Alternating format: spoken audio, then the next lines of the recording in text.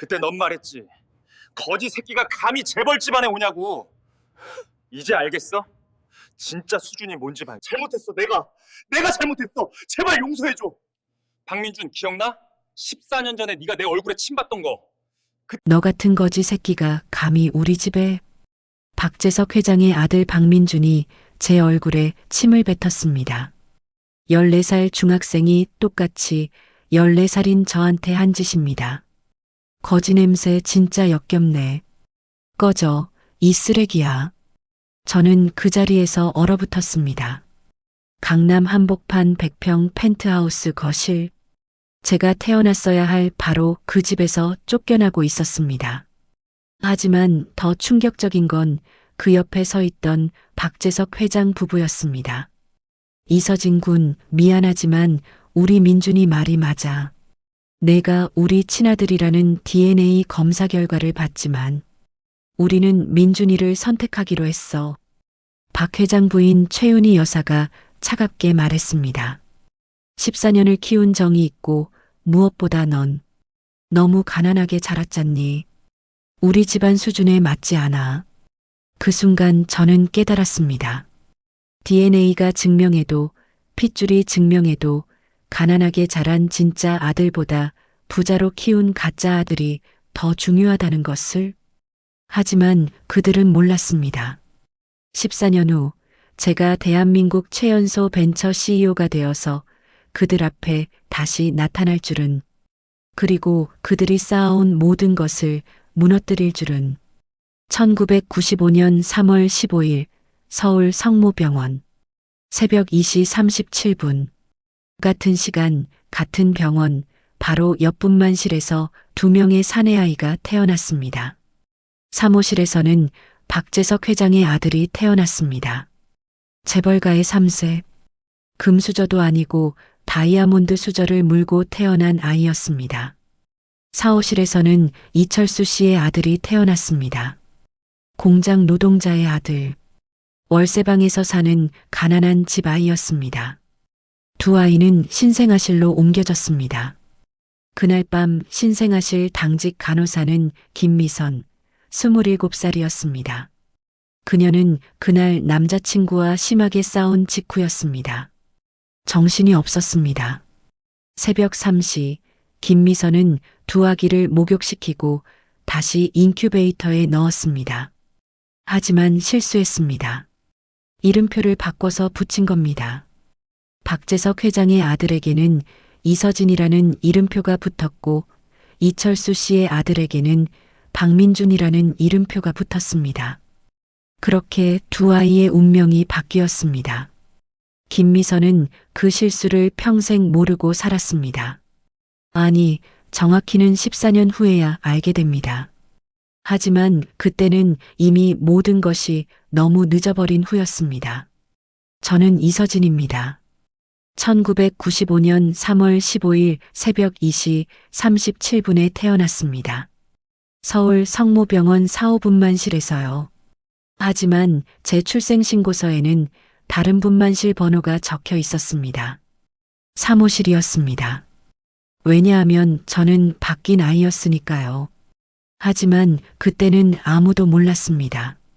제 어린 시절은 가난했습니다. 정말 가난했습니다. 아버지 이철수는 구로공단 공장 노동자였습니다. 월급은 120만 원. 거기서 월세 40만 원을 내고 나면 남는 건 80만 원 뿐이었습니다. 어머니 김순자는 식당에서 설거지 아르바이트를 했습니다. 한 달에 50만 원 정도 벌었습니다. 그렇게 한 달 수입이 130만 원인 집에서 저는 자랐습니다.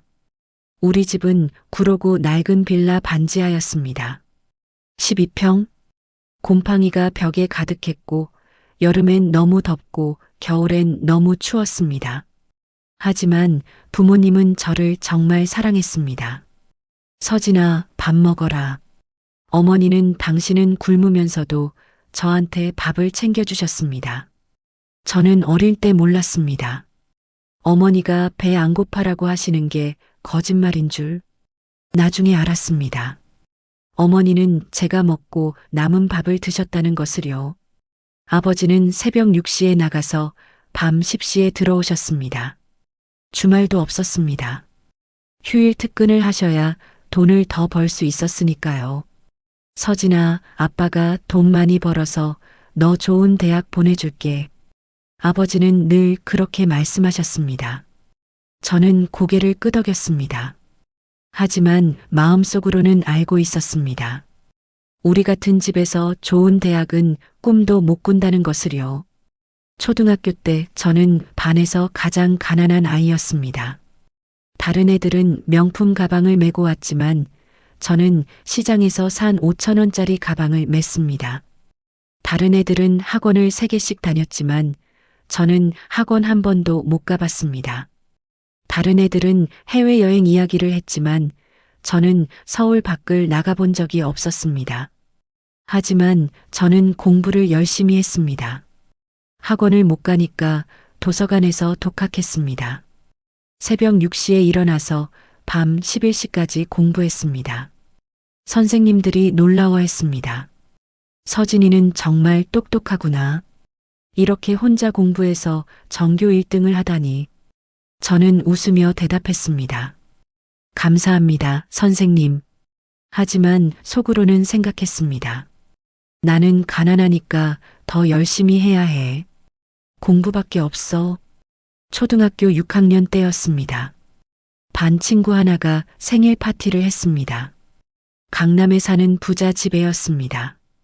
저도 초대받았습니다. 처음으로요. 서진아, 토요일에 우리 집 와. 생일 파티 할 거야. 저는 기뻤습니다. 처음으로 친구 생일 파티에 초대받은 거였으니까요. 하지만 문제가 있었습니다. 선물이었습니다. 다른 애들은 10만 원짜리 선물을 준비했습니다. 하지만 저한테는 그런 돈이 없었습니다. 고민 끝에 저는 문구점에서 3,000원짜리 인형을 샀습니다. 제 한 달 용돈 전부였습니다. 생일 파티 날 저는 친구 집에 갔습니다. 강남 타워 팰리스였습니다. 처음 보는 어마어마한 아파트였습니다. 와, 저는 입이 떡 벌어졌습니다. 현관만 우리 집 반지하보다 넓었습니다. 선물을 줬을 때 친구 엄마의 표정을 저는 잊을 수가 없습니다. 어머, 이게 뭐니? 3,000원짜리 인형을 보고 코웃음을 쳤습니다. 애들아, 봐봐. 서진이가 이런 싸구려를 가져왔네. 아이들이 웃었습니다. 저를 비웃었습니다. 저는 그 자리에서 도망쳤습니다. 울면서 집으로 돌아왔습니다. 어머니가 물어보셨습니다. 서진아, 왜 이렇게 빨리 왔어? 파티는? 배가 아파서요. 거짓말이었습니다. 하지만 어머니한테 진실을 말할 수 없었습니다. 그날 밤 저는 이불을 뒤집어 쓰고 울었습니다. 왜 나는 이렇게 가난하게 태어났을까? 하지만 포기하지 않았습니다. 더 열심히 공부했습니다. 중학교는 특목 중에 합격했습니다. 전액 장학금으로요. 2009년 3월 저는 14살이 되어서 서울 강남에 있는 명문 중학교에 입학했습니다. 그리고 그곳에서 제 인생을 완전히 바꿀 사람을 만났습니다. 박민준, 제 진짜 부모의 가짜 아들을요. 박민준은 저와 같은 날 태어났습니다. 1995년 3월 15일 새벽 2시 37분. 하지만 그는 완전히 다른 인생을 살았습니다. 박민준의 아버지 박재석은 한국 10대 재벌 중 하나인 대성그룹 회장이었습니다. 자산 5조 원, 전국의 백화점 30개, 호텔 15개를 소유한 거대 기업이었습니다.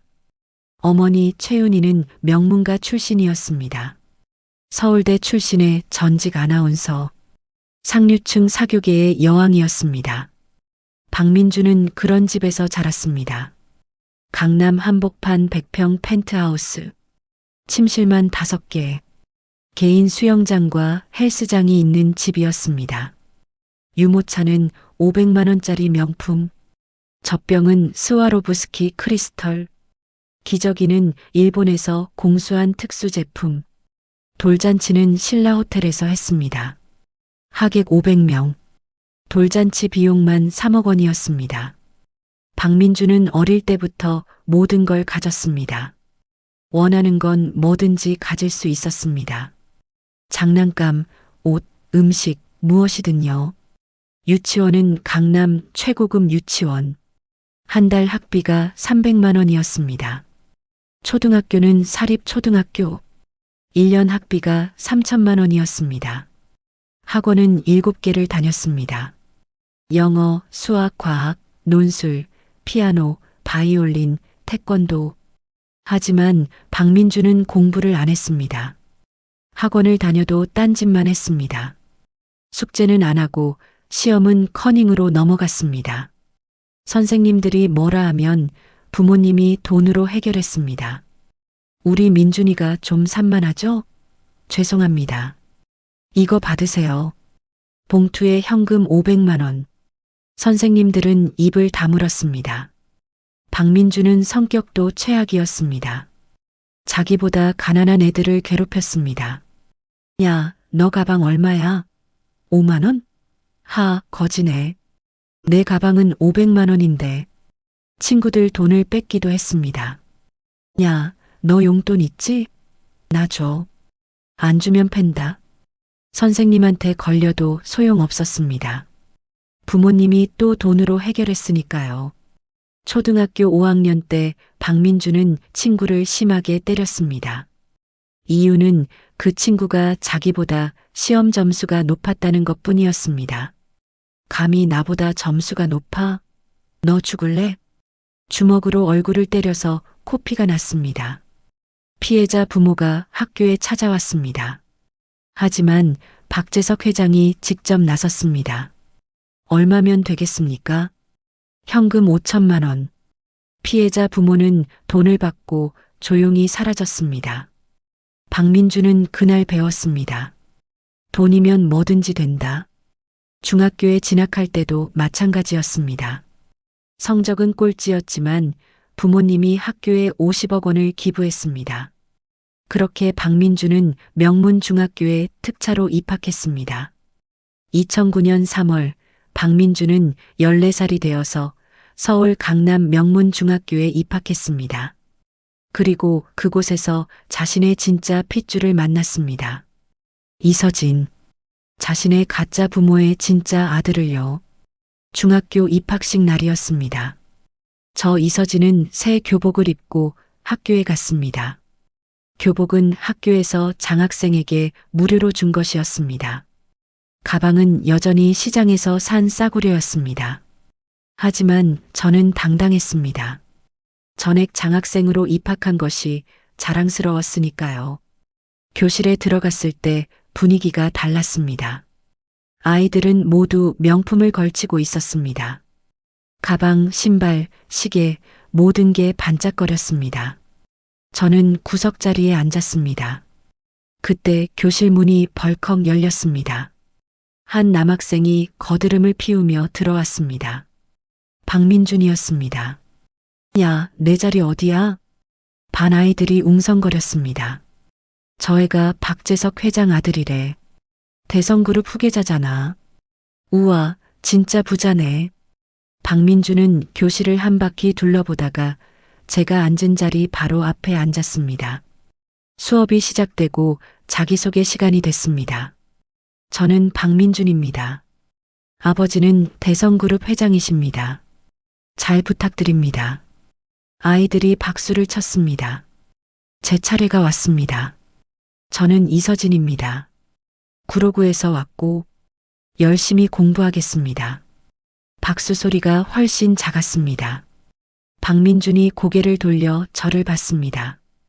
야, 너 구로구에서 왔어? 거기 가난한 동네 아니야? 주변 아이들이 웃었습니다.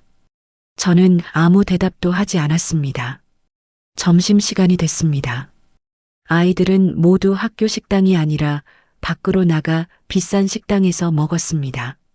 저는 학교 식당에서 무료 급식을 먹었습니다. 그때 박민준 무리가 다가왔습니다. 야, 꺼지. 너 혼자 급식 먹냐? 저는 계속 밥을 먹었습니다. 야, 내가 말하는데 왜 대답을 안 해? 박민준이 제 밥상을 확 쳤습니다. 국그릇이 엎어져서 제 교복에 국물이 쏟아졌습니다. 아, 하하, 봐봐, 거지가 국 뒤집어 썼네. 아이들이 웃으며 사진을 찍었습니다. 저는 그 자리에서 일어났습니다. 화장실로 가서 교복을 닦았습니다. 하지만 얼룩은 지워지지 않았습니다. 거울을 보니 제 눈에 눈물이 고여 있었습니다. 참아야 해. 여기서 포기하면 안 돼. 그날 오후 담임 선생님이 저를 불렀습니다. 서진아, 박민준이랑 친하게 지내봐. 얘가 좀 산만한데 내가 공부 좀 도와주면 좋겠어. 네, 선생님. 담임 선생님은 박민준 부모한테 뭔가 받은 게 분명했습니다. 그날부터 저는 박민준과 짝이 됐습니다. 박민준은 수업 시간에 떠들고 장난치고 저한테 시비를 걸었습니다. 야, 이 문제 풀어봐. 야, 대답 안 해? 귀머거리야? 저는 참았습니다. 계속 참았습니다. 일주일이 지났습니다. 어느 날 방과 후 박민준이 저를 불렀습니다. 야, 거지. 오늘 우리 집 와. 왜요? 숙제 좀 대신 해줘. 안 하면 너 가만 안 둬. 저는 할 수 없이 따라갔습니다. 그리고 그날 제 인생이 완전히 바뀌었습니다. 박민준의 집은 제가 상상했던 것보다 훨씬 컸습니다. 강남 한복판, 100평 펜트하우스. 현관문을 열자 제 집 반지하 전체가 들어갈 만한 거실이 나왔습니다. 와, 뭘 놀라. 너네 집은 이것보다 작냐? 하. 박민준이 비웃었습니다. 거실에는 최윤희 여사가 있었습니다. 명품 드레스를 입고 소파에 앉아서 와인을 마시고 있었습니다. 민준아, 친구 데려왔어? 네, 엄마. 얘가 공부 좀 잘해서 숙제시키려고요. 그래, 알았어. 방으로 가. 최윤희 여사는 저를 쳐다보지도 않았습니다. 박민준의 방은 제 집 거실만 했습니다. 침대, 책상, TV, 게임기, 모든 게 최신형이었습니다. 자, 여기 숙제. 다 해. 박민준은 숙제를 던지고는 게임을 시작했습니다. 저는 어쩔 수 없이 숙제를 했습니다. 1시간쯤 지났을 때 박민준이 화장실에 갔습니다. 저는 잠시 방을 둘러봤습니다. 그때 책상 서랍이 열려 있는 게 보였습니다. 안에 서류들이 있었습니다. 호기심에 서류를 봤습니다. 그리고 제 심장이 멎었습니다. DNA 친자 검사 결과서, 날짜 2009년 3월 1일, 검사 대상 박민준 14세, 친부 박재석, 친모 최윤희, 결과 친자관계 아닌 부정, 일치율 0%. 저는 손이 떨렸습니다. 이게 무슨 말이지? 박민준이 박재석 회장의 친아들이 아니라고? 그럼 박민준은 누구지? 더 서류를 뒤졌습니다. 그리고 또 다른 서류를 발견했습니다. 1995년 3월 15일 출생 신생아 목록 마이너스 서울 성모병원. 3호분만실 박민준 모 최윤희. 4호분만실 이서진 모 김순자.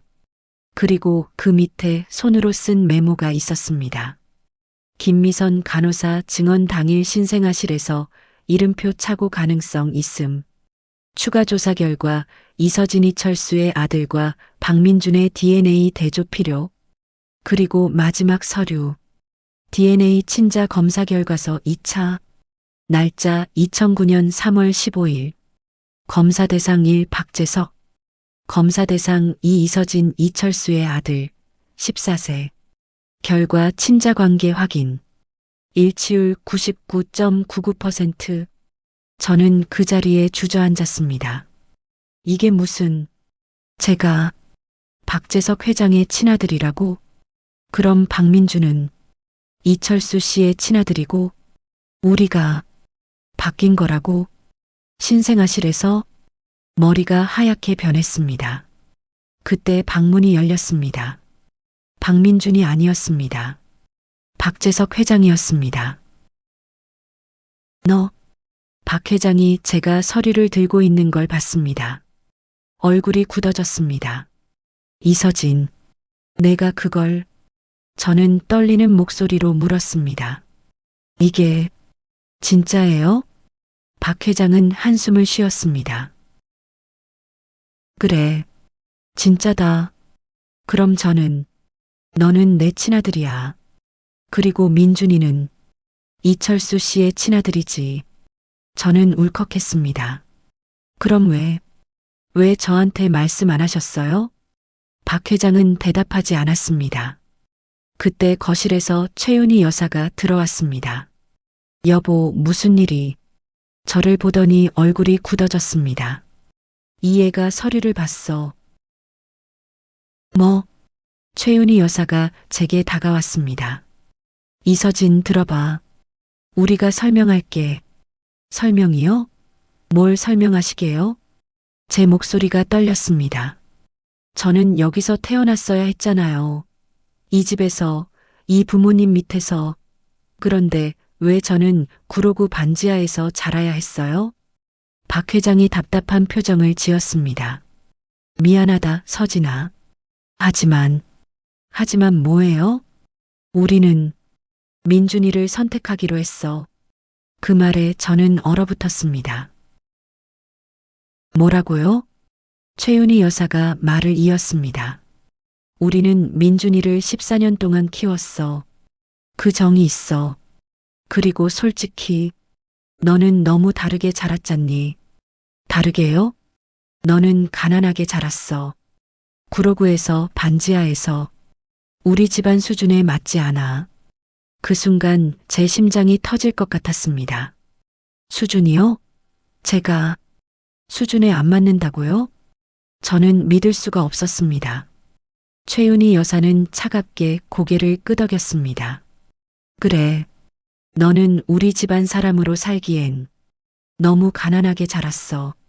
말투, 행동, 사고방식, 모든 게 다르잖니. 하지만 저는 엄마 아들이잖아요. 진짜 친아들이라고요. DNA가 뭐가 중요해? 최윤희 여사의 목소리가 싸늘했습니다. 14년을 함께 산 정이 중요하지. 우리는 민준이를 사랑해. 민준이가 우리 아들이야. 박재석 회장도 고개를 끄덕였습니다. 미안하다, 서진아. 하지만 이건 우리가 내린 결정이야. 우리는 민준이를 선택했어. 그럼 저는요? 저는 어떡하라고요? 너는 내가 자란 집으로 돌아가면 돼. 이철수 씨 부부가 너를 사랑하잖니. 저는 비명을 지르고 싶었습니다. 그게 문제가 아니잖아요. 하지만 그때 방문이 벌컥 열렸습니다. 박민준이었습니다. 뭐야, 왜 이렇게 시끄러워?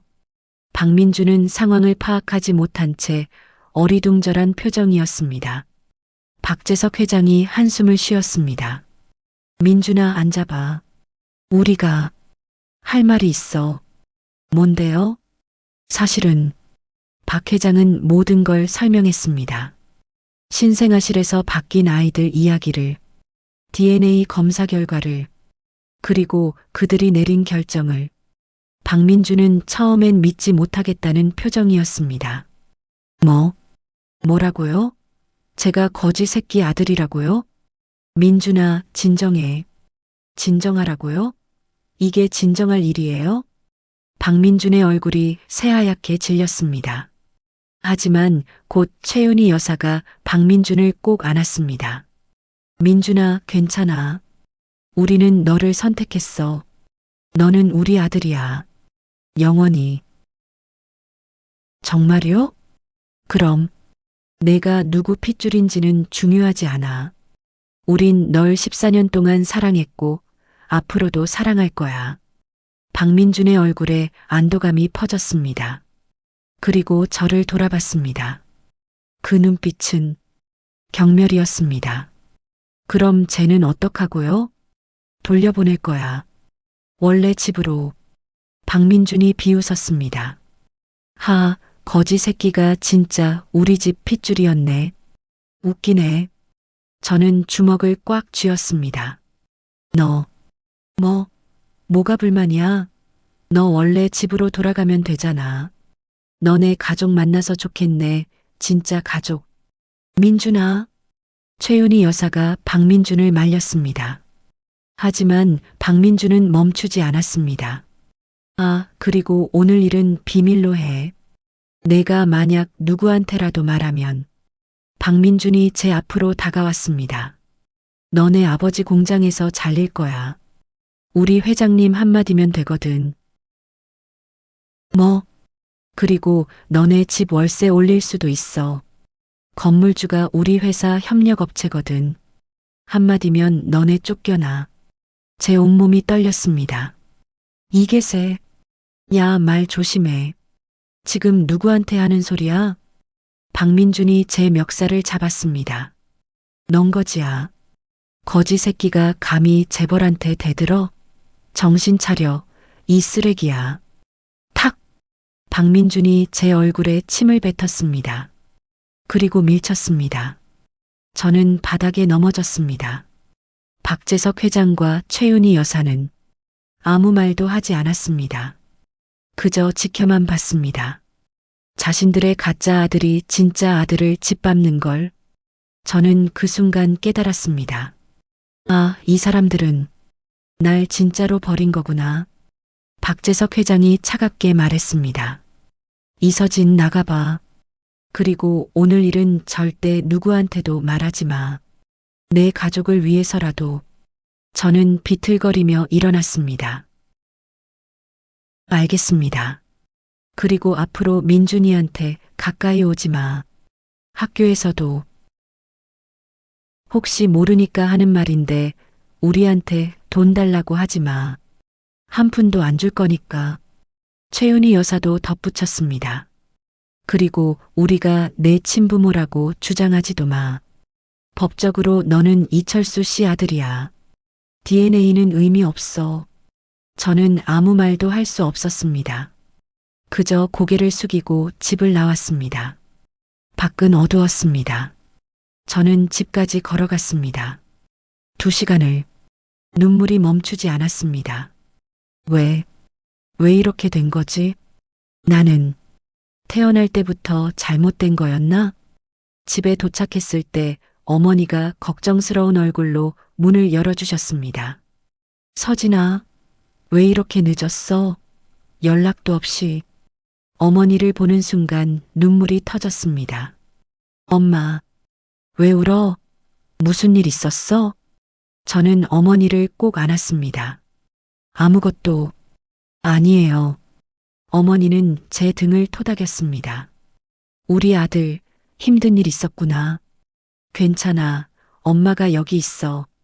그 순간 저는 깨달았습니다. 진짜 부모는 DNA로 결정되는 게 아니구나. 저를 14년 동안 사랑해준 이 사람들이 진짜 부모구나. 하지만 동시에 다른 감정도 올라왔습니다. 분노였습니다. 박재석 회장 부부와 박민준에 대한 분노. 저를 버린 그들에 대한, 저를 짓밟은 그들에 대한 분노. 그날 밤 저는 이불 속에서 다짐했습니다. 기다려. 언젠가 내가 너희보다 높은 곳에 올라갈 거야. 그때 너희가 얼마나 후회하는지 두고 볼 거야. 박민준, 박재석, 최윤희. 기억해. 이서진이라는 이름을. 그날 이후 제 삶은 완전히 바뀌었습니다. 학교에서 박민준은 저를 괴롭혔습니다. 매일같이요. 야, 거지. 오늘 점심은 뭐 먹었어? 급식? 하하. 어제 숙제했어? 안 했으면 내 거 베껴. 넌 어차피 똑똑하잖아. 야, 내 신발 좀 닦아줘. 내가 나보다 신분이 낮잖아. 저는 참았습니다. 대들면 부모님한테 피해가 갈 테니까요. 박민준의 협박은 진짜였습니다. 어느 날 제가 저항했을 때 다음 날 아버지가 공장에서 경고를 받으셨습니다. 이철수 씨, 요새 근무 태도가 안 좋다는 얘기가 있던데요. 죄송합니다. 아버지는 이유도 모른 채 고개를 숙이셨습니다. 저는 그날 알았습니다. 박민준의 손길이 얼마나 길게 뻗어 있는지. 그래서 저는 더 이상 저항하지 않았습니다. 그저 참고 견뎠습니다. 그리고 공부했습니다. 미친 듯이 공부했습니다. 새벽 4시에 일어나서 밤 12시까지. 도서관이 제 집이었습니다. 선생님들이 걱정했습니다. 서진아, 너무 무리하지 마. 건강도 중요해. 괜찮습니다, 선생님. 하지만 괜찮지 않았습니다. 매일 박민준한테 시달리고 집에서는 가난에 시달렸습니다. 중학교 2학년 때였습니다. 아버지가 사고를 당하셨습니다. 공장에서 기계에 손가락이 끼인 겁니다. 병원비가 500만 원이었습니다. 우리 집에는 그런 돈이 없었습니다. 어머니는 친척들한테 빌려보려 했지만 다들 거절했습니다. 결국 사채를 쓰셨습니다. 이자가 월 30%. 어머니는 밤낮으로 일하셨습니다. 식당 설거지에 청소 아르바이트까지. 저는 그 모습을 보면서 이를 갈았습니다. 만약 내가 박재석 회장의 아들로 자랐다면 아버지는 다치지도 않으셨을 거야. 어머니는 이렇게 고생하지 않으셨을 거야. 하지만 현실은 잔인했습니다. 어느 날 학교에서 박민준이 자랑했습니다. 야들아, 우리 아버지가 나한테 생일 선물로 외제차 사주셨어. 2억짜리. 우와, 대박. 중학생이 무슨 차를 받아? 부럽다, 진짜. 저는 그 옆에서 공책에 수학 문제를 풀고 있었습니다. 박민준이 제 공책을 확 쳤습니다. 야, 거지. 너도 생일 선물 받았어? 뭐 받았는데? 10,000원짜리 용돈? 하하. 주변 아이들이 웃었습니다. 저는 아무 말도 하지 않았습니다. 사실 제 생일날 부모님은 아무것도 못 사주셨습니다. 돈이 없었으니까요. 대신 어머니가 직접 미역국을 끓여주셨습니다. 서진아, 생일 축하해. 미안하다. 엄마가 선물을 못 사줘서. 괜찮아요, 엄마. 미역국만으로도 충분해요. 하지만 속으로는 울고 싶었습니다. 왜 나는 이렇게 태어났을까? 중학교 3학년이 되었습니다. 고등학교 입시 준비를 해야 했습니다. 저는 특목고를 목표로 했습니다. 전액 장학금을 받을 수 있는 과학고. 밤새 공부했습니다. 학원은 못 가니까 인터넷 강의와 도서관 책으로 독학했습니다. 선생님들이 말했습니다. 서진아, 넌 분명히 붙을 거야. 내 실력이면 충분해. 하지만 박민준도 같은 학교에 지원했습니다. 성적은 바닥이었지만 부모님이 학교에 100억 원을 기부하기로 했습니다. 입시 결과가 나왔습니다. 저는 떨어졌습니다. 박민준은 붙었습니다. 나중에 안 사실이지만 학교 측에서 박민준을 합격시키기 위해 제 면접 점수를 조작했습니다. 박재석 회장의 돈이었습니다. 저는 그날 도서관에서 혼자 울었습니다. 이게 현실이구나. 돈이 없으면 아무리 노력해도 소용없구나. 결국 저는 일반 인문계 고등학교에 진학했습니다. 그것도 장학금을 받을 수 있는 곳으로. 박민준은 명문과학고에 입학했습니다. 하지만 저는 포기하지 않았습니다. 고등학교에서도 미친 듯이 공부했습니다. 전교 1등을 유지했습니다. 그리고 고등학교 3학년 때 대입 수능 시험에서 만점을 받았습니다.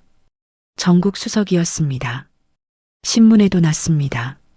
구로구 반지하 소년, 수능 만점 전국 수석. 기자들이 인터뷰를 요청했습니다. 하지만 저는 거절했습니다. 조용히 서울대학교 전액 장학생으로 입학했습니다. 컴퓨터공학과였습니다. 박민준은 수능을 망쳤습니다. 100점 만점에 60점. 하지만 역시나 부모님이 대학에 300억 원을 기부했습니다. 그렇게 박민준도 서울대에 입학했습니다. 경영학과로. 우리는 다시 같은 대학이 되었습니다. 하지만 저는 이제 달랐습니다. 더 이상 당하고만 있지 않았습니다. 복수를 준비하기 시작했습니다. 대학교 1학년. 저는 낮에는 수업을 듣고 밤에는 코딩을 했습니다. 프로그래밍에 미쳐 있었습니다. 인공지능, 빅데이터, 핀테크, 미래 기술을 독학했습니다. 교수님들이 놀라워했습니다. 서진군, 자네 실력이 대학원생보다 뛰어나네. 어떻게 이렇게 혼자 공부했나? 감사합니다, 교수님. 하지만 저에게는 목표가 있었습니다. 창업이었습니다. 대학교 2학년 때 저는 친구 셋과 함께 스타트업을 시작했습니다. AI 기반 주식 분석 앱. 자본금은 500만 원. 제가 아르바이트로 모은 돈 전부였습니다. 처음엔 아무도 관심을 안 가졌습니다. 하지만 3개월 후 앱이 입소문을 타기 시작했습니다. 이 앱 진짜 신기해. 주식 예측률이 80%야. 개발자가 대학생이래. 사용자가 10만 명을 넘었습니다. 그리고 투자 제안이 들어왔습니다. 벤처 캐피탈에서 50억 원 투자. 저는 그 돈으로 회사를 키웠습니다. 직원을 뽑고 사무실을 얻고 기술을 개발했습니다. 대학교 3학년 때 회사 가치가 500억 원이 되었습니다. 언론이 주목하기 시작했습니다. 23세 천재 CEO, 500억 기업 만들다.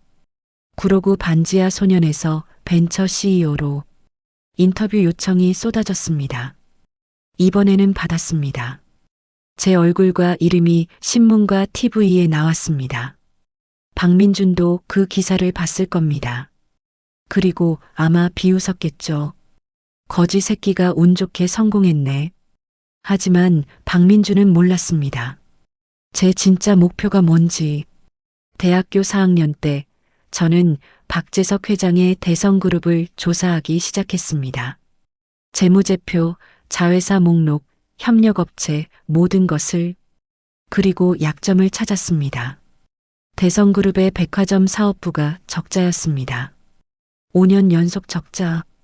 회장이 아들 박민준한테 물려주려고 유지하는 부서였습니다. 하지만 경영이 엉망이었습니다. 저는 계획을 세웠습니다. 저 백화점 사업부를 무너뜨리면 박민준의 미래도 무너진다. 졸업 후 저는 회사를 더 키웠습니다. 직원 200명, 매출 1,000억 원 기업이 되었습니다. 그리고 상장 준비를 시작했습니다. 2019년 제 회사가 코스닥에 상장되었습니다. 상장 첫날 시가총액 5천억 원. 저는 27세의 대한민국 최연소 코스닥 상장 CEO가 되었습니다. 그리고 제 개인 자산은 2천억 원이 되었습니다. 언론이 난리였습니다. 27세 청년 2천억 자산가 되다. 흑수저에서 금수저로 이서진 신화. 인터뷰 요청이 폭주했습니다. 하지만 저는 거절했습니다. 아직 때가 아니었으니까요. 그리고 그해 가을, 박민준이 대성그룹 백화점 사업부 이사로 임명되었습니다. 31세의 나이에. 실력은 없었지만 아버지 덕분이었습니다. 박민준은 자랑했습니다. 야들아, 나 이번에 이사 됐어. 백화점 5개 관리하는 거야. 동창회에서였습니다. 저도 그 자리에 있었습니다. 박민준이 저를 봤습니다. 오, 이서진? 오랜만이네. 너 요새 잘 나간다며? 상장했다고? 그렇습니다. 축하해. 근데 회사 규모가 얼마야? 5천억? 우리 그룹은 5조인데. 하. 여전히 저를 무시했습니다. 하지만 저는 웃었습니다. 그래, 계속 무시해. 곧 내가 무릎 꿇을 테니까. 그날 밤 저는 복수 계획을 실행에 옮기기 시작했습니다. 첫 번째 타겟 대성그룹 백화점 사업부, 두 번째 타겟 박민준, 세 번째 타겟 박재석 회장 부부. 저는 그들이 저한테 한 것을 똑같이 돌려줄 작정이었습니다. 아니, 100배로 돌려줄 작정이었습니다. 게임이 시작되었습니다. 복수는 조용히 시작되었습니다. 저는 먼저 대성그룹 백화점 사업부를 분석했습니다. 박민준이 관리하는 5개 백화점의 재무 상태, 협력업체, 고객 데이터 모든 것을, 그리고 치명적인 약점을 발견했습니다. 백화점들의 주요 매출은 명품 브랜드 매장에서 나왔습니다. 하지만 그 브랜드들과의 계약이 2020년에 만료 예정이었습니다. 저는 움직였습니다. 제 회사의 AI 쇼핑 플랫폼을 명품 브랜드들에게 제안했습니다. 저희 플랫폼에 입점하시면 수수료를 백화점의 절반만 받겠습니다. 게다가 AI 기반 맞춤 마케팅으로 매출을 30% 이상 올려드리겠습니다. 명품 브랜드들이 관심을 보였습니다. 하나둘씩 제 제안을 받아들였습니다. 6개월 후, 대성 백화점의 주요 명품 브랜드 15개가 계약 갱신을 거부했습니다. 대신 제 플랫폼으로 옮겼습니다. 박민준은 패닉에 빠졌습니다. 브랜드들이 다 나간다고? 이사님, 이서진이라는 사람의 회사로 옮긴다고 합니다. 이서진? 그 거지 새끼? 박민준은 황급히 브랜드들을 만났습니다. 제발 계약 갱신해 주세요. 조건을 더 좋게 해드리겠습니다. 하지만 이미 늦었습니다. 브랜드들은 제 플랫폼에서 매출이 40% 증가했습니다. 돌아갈 이유가 없었습니다. 결과적으로 대성 백화점의 매출은 30% 급락했습니다. 박재석 회장이 박민준을 불렀습니다. 민준아, 이게 무슨 일이야? 죄송합니다, 아버지. 제가 해결하겠습니다. 내가 이사된 지 1년도 안 돼서 이런 사고를 쳐? 창피한 줄 알아. 박민준은 처음으로 아버지한테 혼났습니다. 저는 그 소식을 듣고 미소 지었습니다. 이제 시작이야, 박민준. 다음 타겟은 박민준 개인이었습니다. 저는 사립탐정을 고용했습니다. 박민준의 사생활을 조사해 주세요. 모든 것을요. 3개월 후 보고서가 올라왔습니다. 박민준은 도박에 빠져 있었습니다. 강남의 불법 카지노를 드나들며 수십억 원을 잃고 있었습니다. 게다가 여러 여자들과 불륜 관계였습니다. 그중 한 명은 유부녀였고 다른 한 명은 회사 직원이었습니다. 완벽한 스캔들 거리였습니다. 저는 증거 자료들을 모았습니다. 사진, 영상, 거래 내용 모든 것을. 그리고 기다렸습니다. 적절한 타이밍을. 2020년 6월 박민준이 약혼 발표를 했습니다. 상대는 재벌가 딸이었습니다. 최윤희 여사가 주선한 정략 결혼이었습니다. 약혼식은 신라 호텔에서 성대하게 치러졌습니다. 하객 1000명. 언론도 대대적으로 보도했습니다. 대성그룹 후계자 박민준, 드디어 약혼. 그 다음 날, 익명의 제보자가 언론사에 자료를 보냈습니다. 박민준의 도박 영상, 불륜 사진, 모든 것을. 언론이 폭발했습니다. 박민준, 불법 도박장 출입 포착. 대성그룹 후계자, 여러 여성과 불륜 의혹. 약혼 발표 하루 만에 터진 스캔들. 박민준의 약혼은 파기되었습니다. 상대 집안에서 먼저 거절했습니다. 우리 딸을 이런 사람한테 보낼 수 없습니다. 박재석 회장은 분노했습니다. 민준아, 이게 대체 무슨 짓이야? 아버지, 저는 당장 이사직 내려놔. 넌 더 이상 후계자가 아니야. 박민준은 모든 직책에서 해임되었습니다. 그리고 집에서도 쫓겨났습니다. 당분간 얼굴 보기 싫으니 밖에 나가서 살아. 박민준은 무너졌습니다. 저는 그 소식을 듣고 차가운 미소를 지었습니다. 기분이 어때, 박민준? 내가 나한테 했던 것처럼 버려지는 기분이? 하지만 아직 끝이 아니었습니다. 2021년. 저는 이제 대한민국에서 가장 주목받는 젊은 CEO였습니다. 회사 시가총액은 2조 원, 개인 자산은 8천억 원, 포브스 선정 한국에서 가장 영향력 있는 30세 이하 인물 1위, 언론은 저를 흑수저 신화라고 불렀습니다. 하지만 아무도 몰랐습니다. 제가 사실은 재벌가의 진짜 핏줄이라는 것을. 그리고 저는 마지막 복수를 준비했습니다. 대성그룹 인수. 저는 조용히 대성그룹의 주식을 매집하기 시작했습니다. 페이퍼 컴퍼니를 통해서요. 1년 동안 천천히. 아무도 눈치채지 못하게. 그리고 2022년 3월. 저는 대성그룹 지분 25%를 확보했습니다. 최대 주주가 된 겁니다. 박재석 회장의 지분은 23%였으니까요. 주주총회 날 박재석 회장은 충격에 빠졌습니다. 이서진? 내가 어떻게? 저는 차갑게 미소 지었습니다. 안녕하세요, 회장님. 아니, 이제는 전 회장님이라고 불러야 하나요? 무슨 소리야? 저는 오늘부로 대성그룹의 새로운 대표이사가 될 겁니다. 주주총회에서 투표가 진행되었습니다.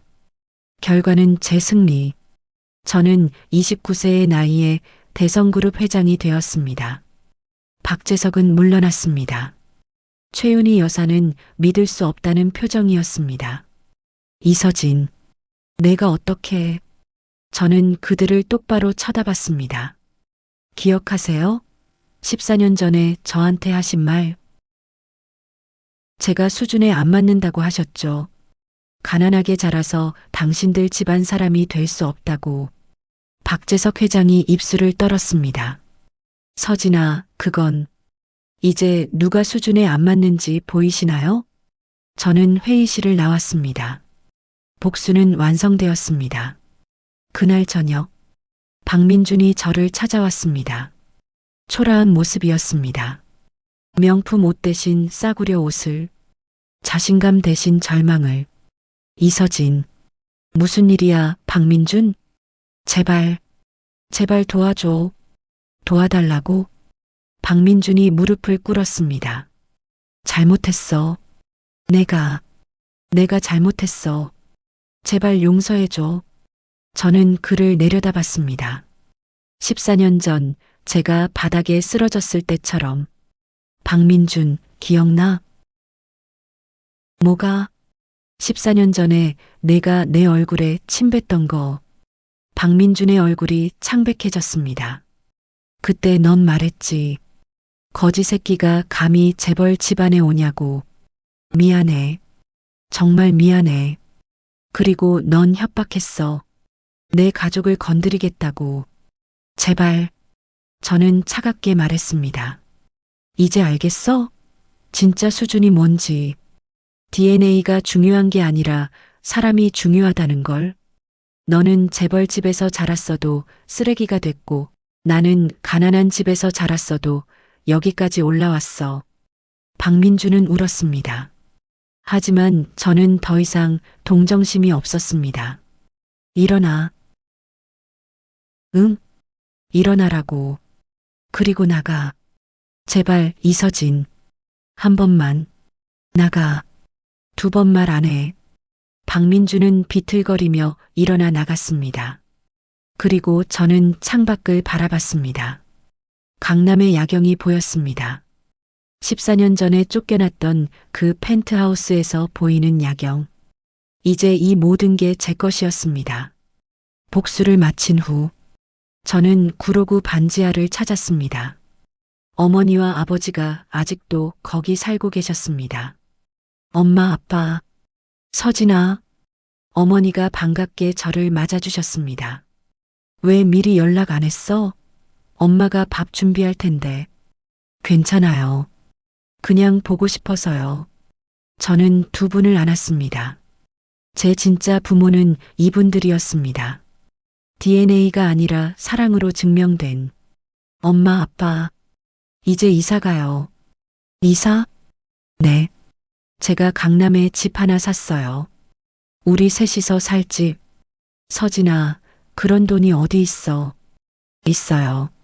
충분히 있어요. 저는 통장을 보여드렸습니다. 두 분은 숫자를 보고 기절할 뻔하셨습니다. 이게 제가 번 돈이에요. 이제 편하게 사세요. 어머니가 우셨습니다. 우리 아들 정말 대단하게 됐구나. 아버지도 눈물을 닦으셨습니다. 고생했다, 서진아. 정말 고생 많았어. 저도 울었습니다. 아니에요. 저는 괜찮았어요. 엄마, 아빠가 계셔서 괜찮았어요. 우리는 함께 울었습니다. 행복한 눈물이었습니다. 3개월 후, 저는 기자회견을 열었습니다. 그리고 모든 진실을 밝혔습니다. 저 이서진은 사실 박재석 전 회장의 친아들입니다. 그리고 박민주는 제 양부모님이신 이철수, 김순자 부부의 친아들이고요. 우리는 1995년 신생아실에서 바뀌었습니다. 언론이 난리가 났습니다. 충격. 대성그룹 인수국 뒤에 숨겨진 진실. 바뀐 아이들 14년 만에 진실 알고 복수국 펼쳐. 박재석 회장 부부는 칩거에 들어갔습니다. 창피해서 밖에 나올 수 없었습니다. 박민주는 소식이 없었습니다. 하지만 저는 더 이상 신경 쓰지 않았습니다. 그리고 1년 후, 저는 결혼했습니다. 대학 때부터 사귀던 여자친구와 그녀는 저를 가난했을 때부터 사랑해준 유일한 사람이었습니다. 결혼식은 조촐하게 했습니다. 가족과 가까운 친구들만. 박재석 회장 부부는 초대하지 않았습니다. 대신 이철수, 김순자 부부가 주례를 서주셨습니다. 제 진짜 부모님으로서 서진아, 행복해라. 네, 아버지. 저는 행복했습니다. 복수를 끝냈고, 가족을 지켰고, 사랑하는 사람과 함께였으니까요. 그리고 깨달았습니다. 진짜 수준은 돈이 아니라는 것을, 진짜 가족은 핏줄이 아니라는 것을, 진짜 승리는 복수가 아니라 행복이라는 것을. 저는 이서진입니다. 신생아실에서 바뀐 아이, 가난하게 자랐지만 포기하지 않은 아이, 그리고 이제는 진짜 행복을 찾은 사람입니다. 5년 후, 박민주는 작은 회사에 취직해서 평범하게 살고 있다고 들었습니다.